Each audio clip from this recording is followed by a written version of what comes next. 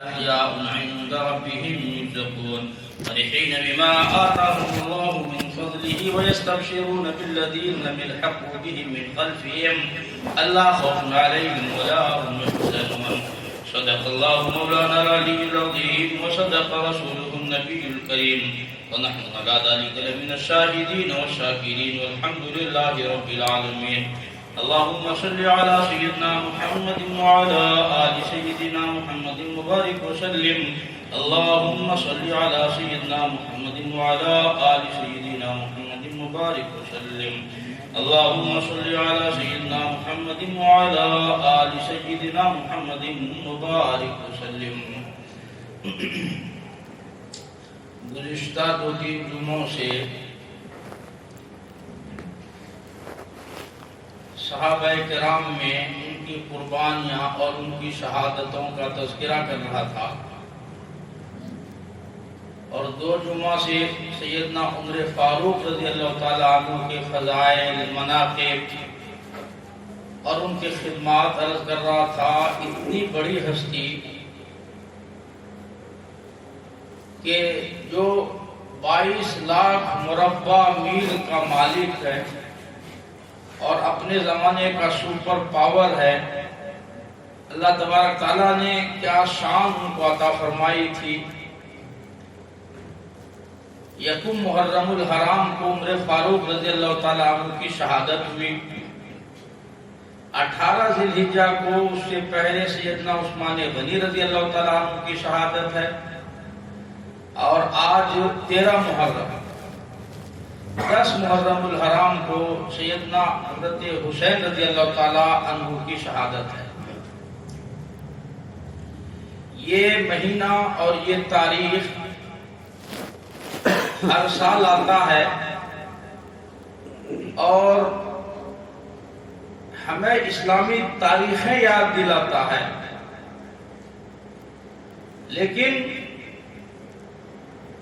اللہ تبارک تعالیٰ نے مسلمانوں پر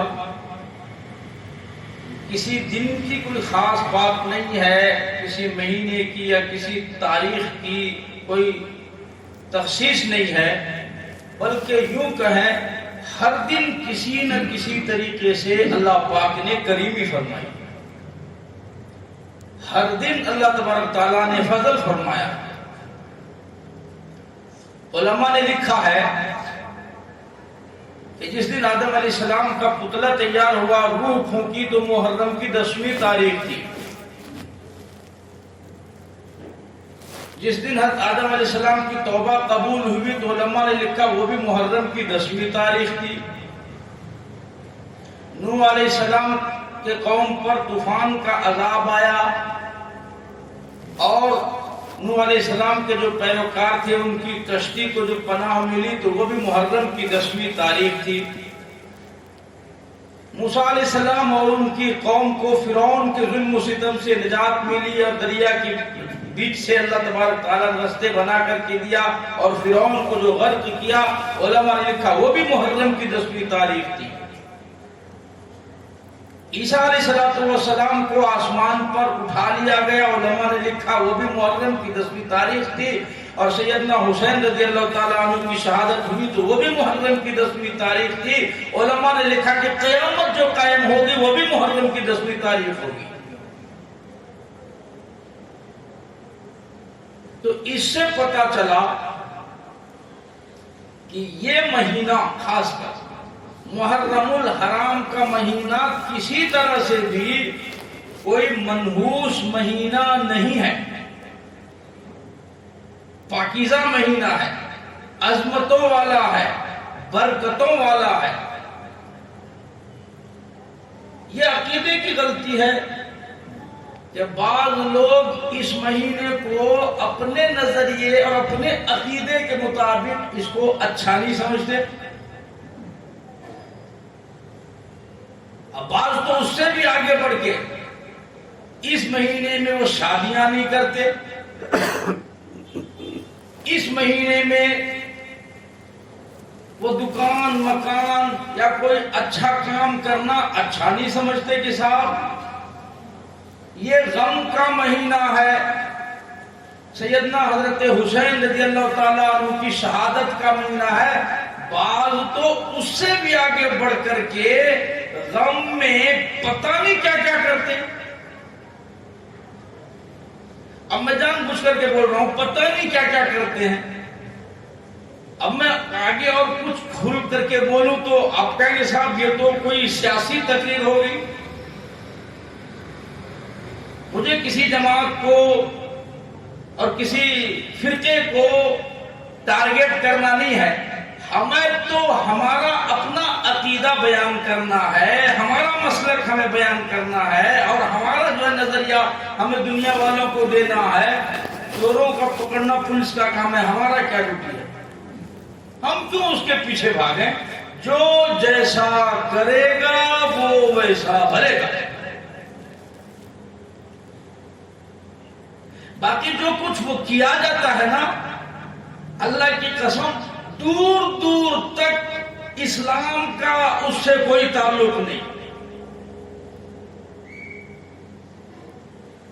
بہت ساری باتیں ذہن میں ہے لیکن مجبوری ہے، نہیں بول سکتے، اب بہت مجبوری ہے۔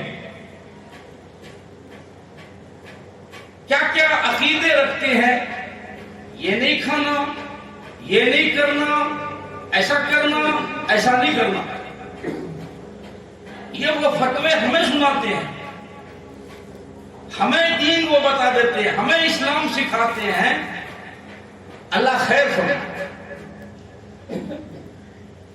اللہ پاک کی طرف سے کسی کو، کسی دن کو، کسی مہینے کو منحوس سمجھنے کی کسی کو بھی اجازت نہیں ہے، کسی کو نہیں ہے اجازت۔ اور بات یاد رکھیں، کل قیامت قائم ہوگا، اللہ کی عدالت لگے گی اور اللہ کھڑا کر کر کے ایک سے پوچھیں گے، اچھا بتاؤ بھائی یہ محرم کا مہینہ پیدا کرنے والا میں تھا یا تو تھا؟ تیرے باپ نے بنایا تھا اس کو منحوس۔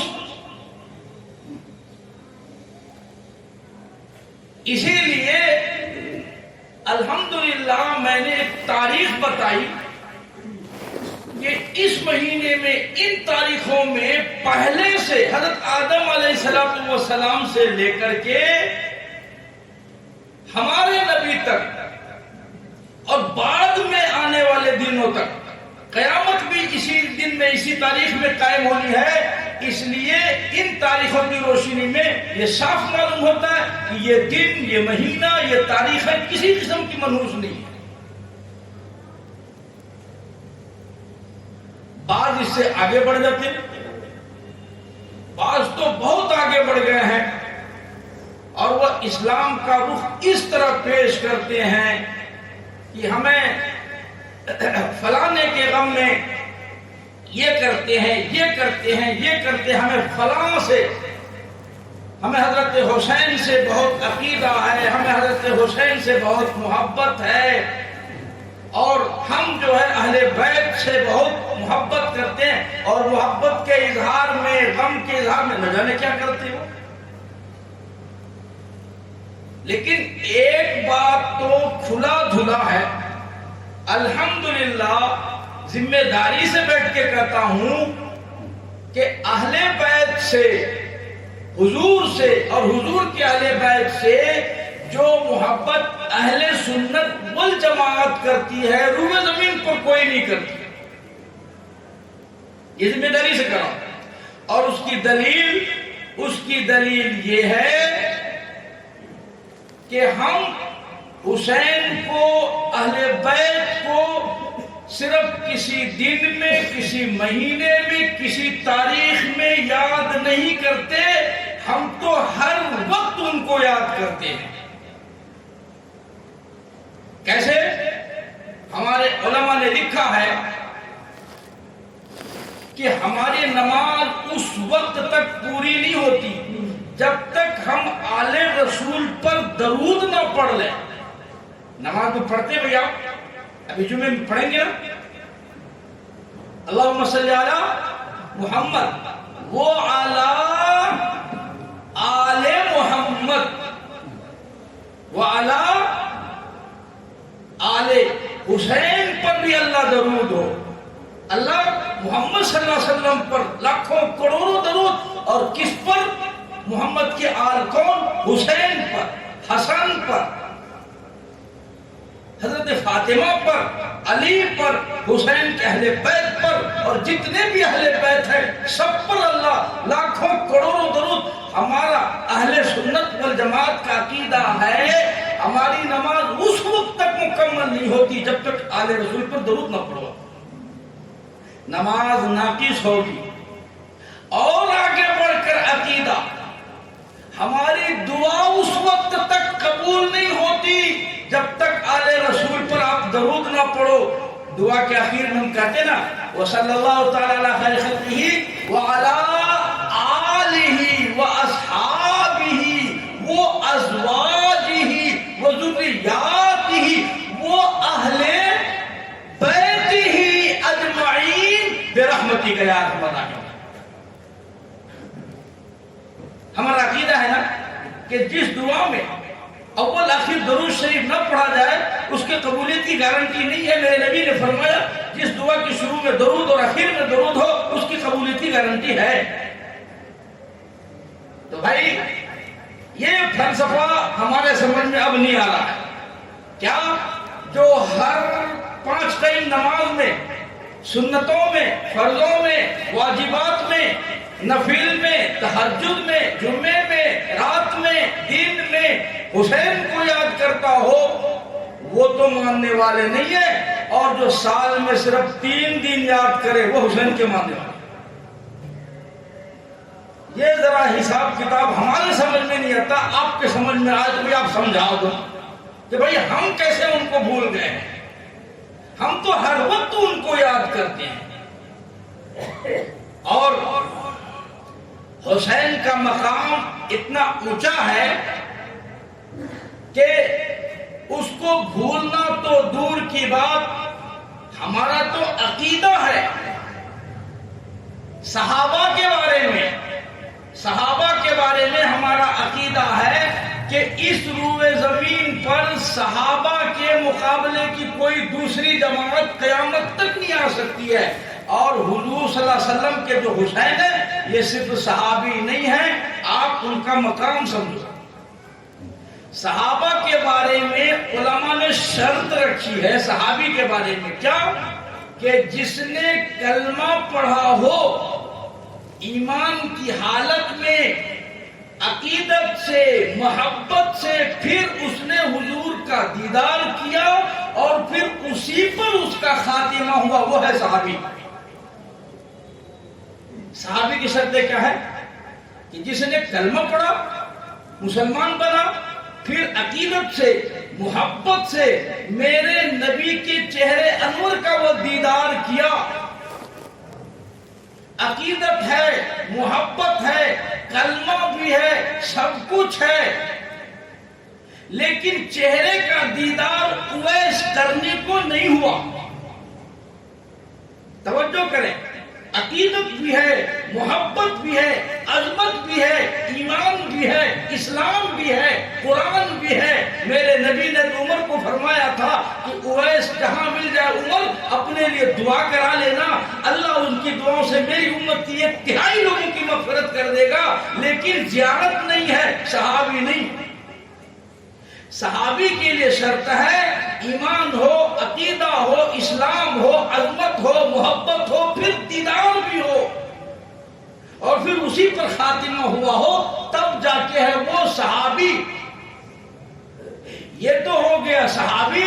اب آؤ جس نگاہ نے حضور کو محبت کی نگاہ سے دیکھا ہو وہ صحابی، اور حضور نے جس نگاہ کو محبت سے دیکھا ہے اس کا نام ہے حسین. سارے صحابہ کے لیے حضور کے چہرے کو محبت سے دیکھے، ایمان لائے، تب وہ صحابی. اور حضور نے جس چہرے کو محبت سے دیکھا، پیار کیا، بوسہ دیا، وہ ہے حسین. کتنا فرق ہے. اللہ اکبر. سیدہ فاطمہ الزہرا رضی اللہ تعالی عنہ کو اللہ تبارک تعالی نے اولاد کی نعمت عطا فرمائی. اللہ سب کو اولاد کی نعمت سے مالا مال فرمائے. اولاد کی جو خوشی ہوتی ہے پروردگار عالم سب کو عطا فرمائے. حسنین کریمین پروردگار عالم جل شانہ نے نعمت عطا فرمائی. آج ہمارے گھر میں اولاد ہوں گے، طرح طرح کے آج ڈانس کیے جائیں گے، گانے بجانے ہوں گے، طرح طرح کے بھنگڑے ڈالیں گے، دین اور شریعت کی دھجی اڑاتی ہے. پروردگار عالم جل شانہ نے سیدنا حسن حسین رضی اللہ تعالی عنہما آپ کو عطا فرمائے. حضور تشریف لائے، آپ نے تہنیک فرمائی، اپنا لعاب مبارک اپنے لختے جگر حسنین کریمین کے منہ میں ڈالا. سیدہ فاطمہ الزہرا رضی اللہ تعالیٰ عنہ فرماتی ہے میں 6 مہینوں تک اپنے بچے کے منہ سے نبوت کی خوشبو آیا کرتی تھی. سیدہ فاطمہ الزہرا رضی اللہ تعالی عنہ اپنے گھر میں رہتی ہے. حضور پاک صلی اللہ علیہ وسلم خود اپنی بیٹی سے ملنے کے لیے گھر تشریف لائے. دروازے پہ آواز دی، بیٹی میں اندر آنا چاہتا ہوں. اندر سے آواز آئی، او میرے ابا اپنی چادر پہلے پھینک دو پھر تشریف لانا. حضور نے اپنی چادر اندر پھینک دی، صاحبزادی نے لپیٹ لیا، بدن چھپا لیا. ابا اندر تشریف لائے، میری بیٹی کیا بات ہے؟ عرض کرنے لگی، او میرے ابا، او میرے پیارے ابا، اتنی غربت ہے، اتنی پریشانی ہے، اتنا بھی کپڑا میسر نہیں جس سے میں سارا جسم چھپا سکوں. ان عورتوں کو جا کر کے بتاؤ جو آج فاطمہ الزہرا کا نام لیتی ہے اور اپنے آپ کو مسلمان گردانتی ہے. اونٹ پر سوٹ سلانے سے انہیں فرصت نہیں ملتی، اپنے خاوند کی آمدنی کی کوئی پرواہ نہیں. خاوند کا چمڑا ادھیڑ کر کے سوٹ بنانا پڑ جائے تو انشاءاللہ دریغ نہیں کرتی ہے. خدا کی قسم تم فاطمہ الزہرا رضی اللہ تعالی عنہ کے متھے کیسے لگو گی؟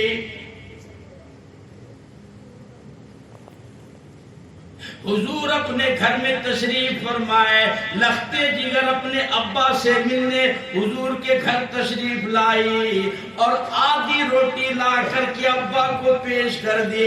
ابا نے پوچھا، او میری بیٹی یہ تجھے آدھی روٹی کہاں سے ملی؟ لختے جگر کہنے لگ گئی، میرے ابا کئی دن کے بھوک کے بعد مجھے ایک روٹی ملی تھی، میں نے آدھی کھا لی، آدھی بچا کر کے اپنے ابا کے لیے لے کے آئے. شاید میرے ابا کو بھی کئی دن کی بھوک لگی ہوگی. امام الانبیاء محبوب کبریاء حضرت محمد مصطفیٰ صلی اللہ تعالی علیہ وسلم کی آنکھوں میں آنسو آ گئے اور عرض کیا، او میری بیٹی آج 4 دن کے بعد تیرے ابا نے روٹی کی شکل دیکھی.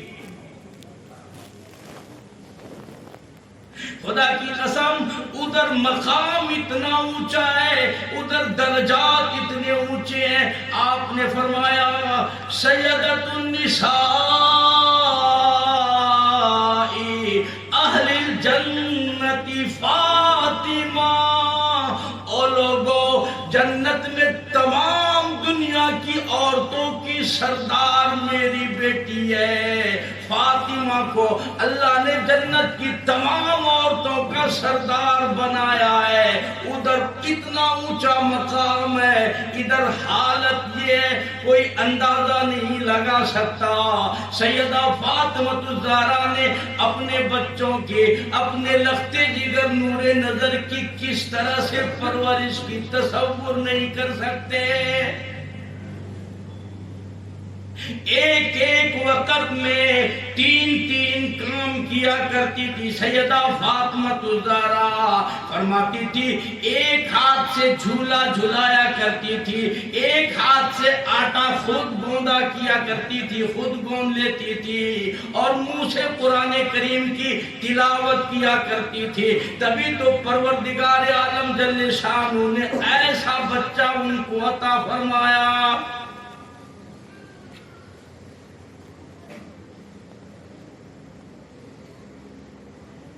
مسجد نبوی میں آپ صلی اللہ علیہ وسلم خطبہ ارشاد فرما رہے ہیں۔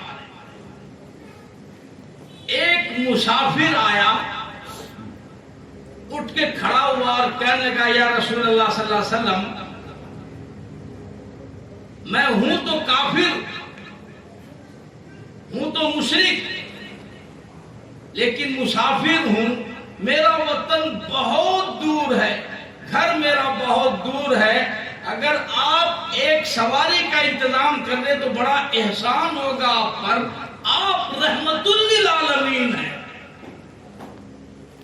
اللہ اکبر۔ مدنی کریم صلی اللہ تعالی علیہ وسلم نے اعلان فرمایا کون ہے جو میں محمد الرسول اللہ صلی اللہ علیہ وسلم کو سواری دے، میں جنت میں اس سے اعلیٰ درجے کی سواری کا وعدہ کرتا ہوں۔ حضرت عبیدہ بن صامت رضی اللہ تعالیٰ عنہ اٹھ کر کھڑے ہوئے، عرض کیا یا رسول اللہ صلی اللہ علیہ وسلم، میری اونٹنی ہے، اسے قبول فرماؤ۔ آپ نے اس سے اونٹنی لے کر کے اس کافر، اس مشرک اور وہ یہودی جو مسافر تھا، آپ نے اس کو دے دیا۔ اللہ تیرا سفر پورا کرے، اللہ تجھے مبارک کرے۔ وہ کہنے لگا یا رسول اللہ صلی اللہ علیہ وسلم، میرے پاس کپڑا بھی نہیں ہے۔ آپ نے پھر اعلان کیا کون ہے جو مجھے کپڑا دے، میں دنیا سے اچھا جنت میں اعلیٰ درجے کا کپڑے کا وعدہ کرتا ہوں۔ ایک صحابی نے کپڑے کا انتظام کر کے دے دیا۔ وہ کہنے لگا یا رسول اللہ صلی اللہ علیہ وسلم، میں تو بھوکا بھی ہوں، مجھے کھانا بھی چاہیے۔ آپ نے پھر اعلان فرمایا کون ہے جو مجھے آج کھانا دے، میں جنت میں اعلیٰ درجے کے کھانے کا وعدہ کرتا ہوں۔ خدا کی قسم 300 صحابہ کرام کا مجمع تھا، ایک صحابی بھی اٹھ کے کھڑا نہیں ہوا۔ پھر آپ نے اعلان فرمایا بھائی کیا بات ہے، کون ہے جو مجھے کھانا دے، میں اسے جنت میں اعلیٰ کھانے کا انتظام کا وعدہ کرتا ہوں۔ پھر کہیں سے آواز نہیں آئی۔ 3 مرتبہ آپ نے مجمع میں اعلان فرمایا، 300 صحابہ کرام کا مجمع تھا۔ علماء نے لکھا ہے سب کے گھر میں کم سے کم 3 دن کا فاقہ تھا، کسی کے گھر میں کوئی کھانے کا انتظام نہیں تھا، ایک صحابی بھی اٹھ کے کھڑے نہیں ہوئے۔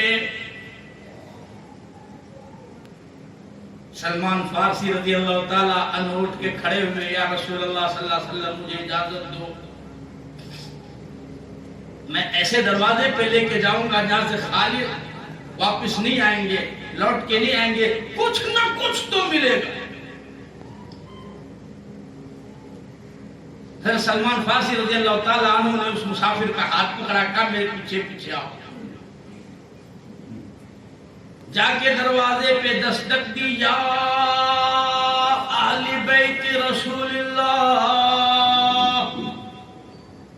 اور رسول اللہ صلی اللہ علیہ وسلم کی لختے جگر سیدہ فاطمہ الزہرا کے دروازے پہ دستک دی اور کہنے لگا مسافر ہے، بھوکا ہے، پریشان ہے، اللہ کے نام پر کچھ دے دو۔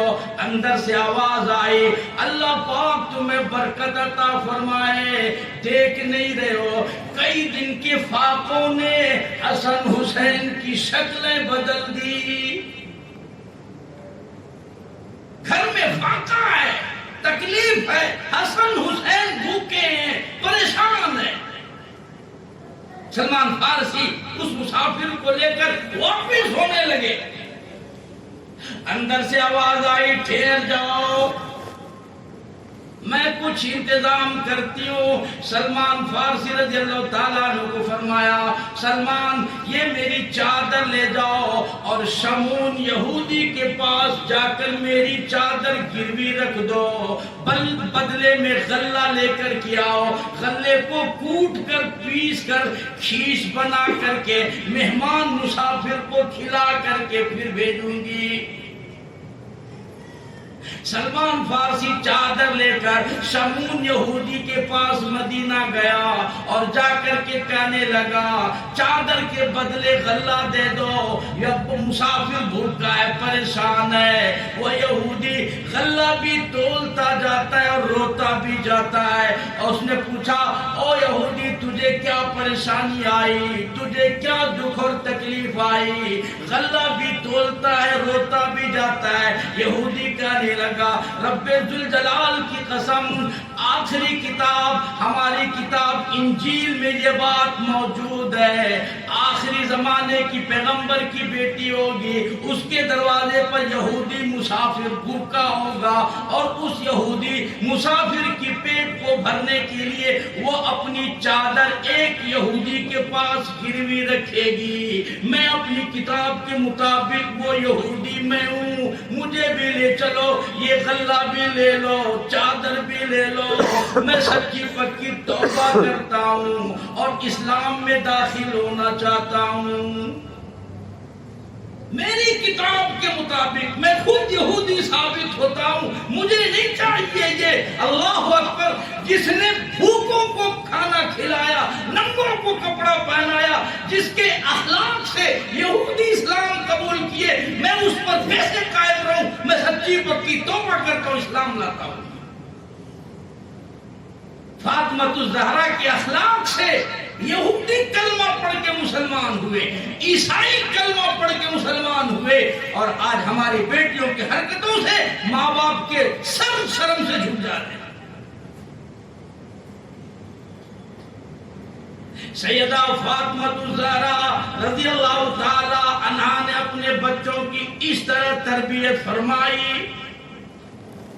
مسجد نبوی میں دارالعلوم مدینہ یونیورسٹی طالب علموں کی خوراک ہے، صدقے کا مال ہے۔ ایک کونے میں کھجور رکھا ہوا ہے۔ سیدنا حسن رضی اللہ تعالیٰ عنہ چھوٹے بچے ہیں، اپنے نانا کی انگلی پکڑ کر کے مسجد سے گزر رہے ہیں، چلتے چلتے ایک کھجور اٹھا کر کے منہ میں ڈال لیا۔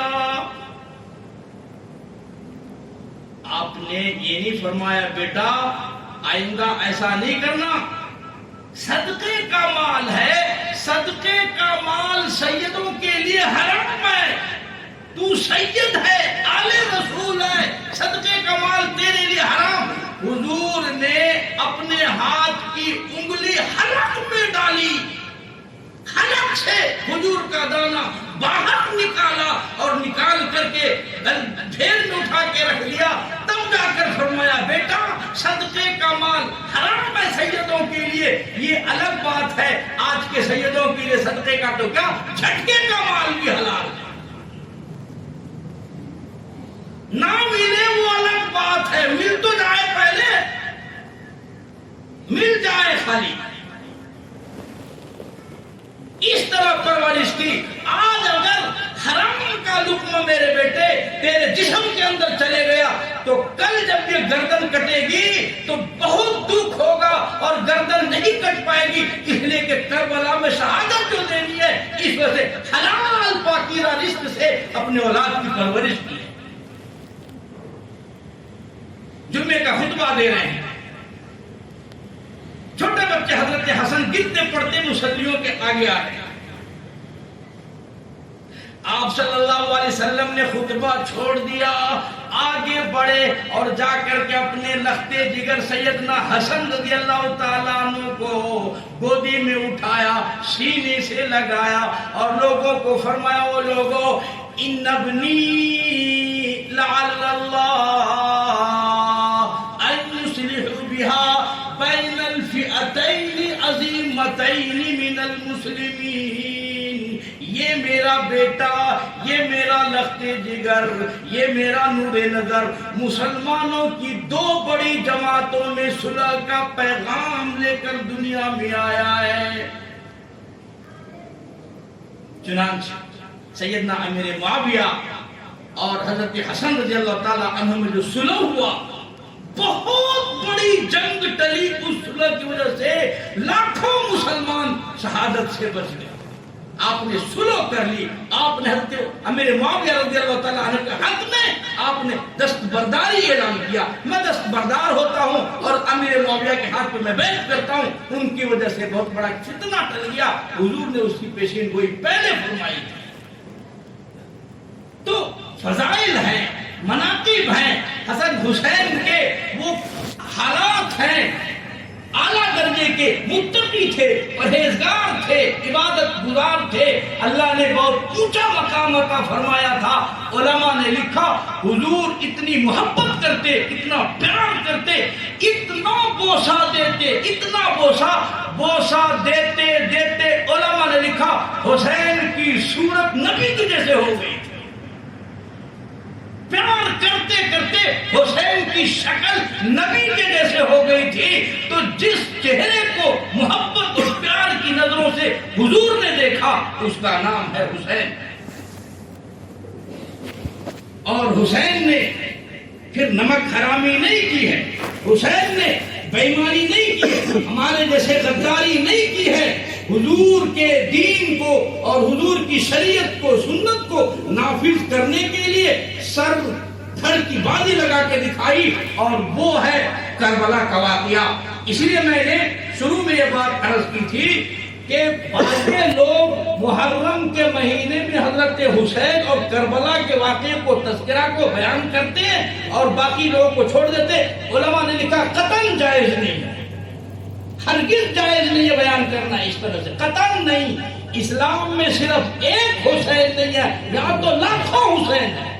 اگر محرم میں حضرت حسین کی شہادت کو بیان کرنا ہے تو اس سے آگے کی شہادت بیان کرنی پڑے گی، عمر فاروق کی شہادت، عثمان غنی کی شہادت، حضرت علی کی شہادت اور دیگر صحابہ کرام کی شہادت، ان کی شہادت کے ساتھ ملا کر اگر حسین کی شہادت بیان کی جائے گی تو جائز ہوگا۔ صرف حسین کی شہادت اور دیگر تمام صحابہ کرام کی شہادتوں کو درگزر کرنا اسلام میں قطعاً جائز نہیں۔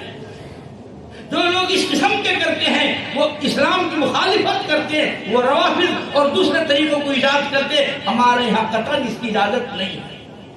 اسی لیے میں نے پہلے عثمان غنی، پھر حضرت عمر، پھر حضرت حسین، اس کے بعد بھی انشاءاللہ لاکھوں صحابہ کرام نے جو سر دھڑ کی بازی لگائی ہے، اسلام میں کوئی دن بچا ہوا نہیں، کوئی مہینہ بچا نہیں ہے جب صحابہ کرام نے قربانی نہ دی ہو۔ اللہ ہمیں ان کا سچا خادم بنائے، ہمیں ان کا جو ہے اللہ پیروکار بنائے، سچا نام لیوا بنائے، اسلام ان کے ذریعے سے اسلام کو اللہ فروغ عطا فرمائے، ہماری بدعمالیوں سے، ہماری بد کرداریوں سے، ہمارے غلط عقائد سے، غلط نظریات سے اور غلط حرکتوں سے اسلام کو بدنام کرنے سے اللہ ہماری حفاظت فرمائے۔ اللہ پاک میں نے سن عمل کی توفیق عطا فرمائے۔